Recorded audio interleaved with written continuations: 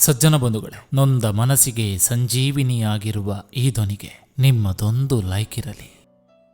ನಮ್ಮಿಂದ ಒಬ್ಬರಿಗೆ ಬೇಜಾರಾಗೋದಾದ್ರೆ ನಾವು ಯಾಕ್ರಿ ಅವರಿಗೆ ಡಿಸ್ಟರ್ಬ್ ಮಾಡಬೇಕು ಅಲ್ವಾ? ನಾವು ಒಬ್ಬರಿಗೆ ಕಷ್ಟ ಆಗ್ತಿದ್ರೆ ಅವರಿಂದ ದೂರ ಇರೋದೇ ಒಳ್ಳೇದಲ್ವಾ? ನಮಗಾಗಿ ಸಮಯ ಕೊಡಿ, ಮಾತಾಡಿ ಅಂತ ಯಾರಲ್ಲೂ ಕೇಳ್ಕೋಬಾರ್ದು. ನಮ್ಮ ಮೇಲೆ ಪ್ರೀತಿ ಇದ್ರೆ ಅವರೇ ಸಮಯ ಮಾಡ್ಕೊಂಡು ಮಾತಾಡ್ತಾರೆ. ನೆನಪು ಬಂದಾಗ ಮಾತಾಡ್ಸೋಕು, ನೆನಪಿಸ್ಕೊಂಡು ಮಾತಾಡ್ಸೋಕು ತುಂಬಾ ವ್ಯತ್ಯಾಸ ಇದೆ.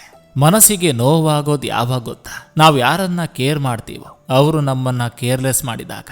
ನೊಂದ ಹೃದಯಗಳಿಗೆ ಮಾತ್ರ ಗೊತ್ತು ಕಣ್ಣೀರಿನ ಬೆಲೆ. ಯಾರನ್ನಾದ್ರೂ ನಿಂದಿಸೋ ಮುನ್ನ ಒಮ್ಮೆ ಯೋಚಿಸೋಣ, ಎಲ್ಲರಿಗೂ ಒಂದು ಮನಸ್ಸಿದೆ ಎಂದು.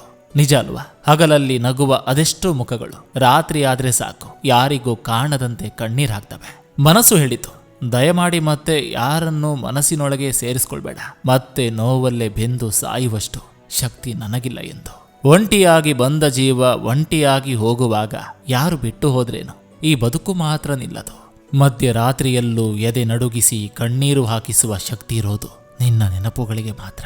ದಾನ ಧರ್ಮ ಮಾಡಿ, ಆದ್ರೆ ಇರುವುದನ್ನ ಪೂರ್ಣ ಕಳೆದುಕೊಳ್ಳದಿರಿ. ಕರುಣೆ ತೋರಿಸಿ, ಆದ್ರೆ ಮೋಸ ಹೋಗದಿರಿ. ಪ್ರೀತಿ ತೋರಿಸಿ, ಆದ್ರೆ ಅವರಿಗೆ ಗುಲಾಮರಾಗಬೇಡಿ. ಹಿಂದಿನ ಕಾಲದ ಜನರು ಬುದ್ಧಿವಂತರಾಗಿದ್ರು, ಸಂಬಂಧಗಳನ್ನ ನಿಭಾಯಿಸುತ್ತಿದ್ರು. ನಂತರ ಜನರು ಪ್ರಾಕ್ಟಿಕಲ್ ಆದ್ರು, ಸಂಬಂಧಗಳಿಂದ ಲಾಭ ಪಡೆದುಕೊಳ್ಳಲಾರಂಭಿಸಿದ್ರು. ಈಗ ಜನರು ಪ್ರೊಫೆಷನಲ್ ಆಗಿದ್ದಾರೆ, ಲಾಭ ಇದ್ರೆ ಸಂಬಂಧಗಳನ್ನು ಇಟ್ಕೊಳ್ತಾರೆ. ಯಾರ ಮೇಲೆ ಎಷ್ಟು ಪ್ರೀತಿ ಇದ್ರೆ ಏನು ಪ್ರಯೋಜನ?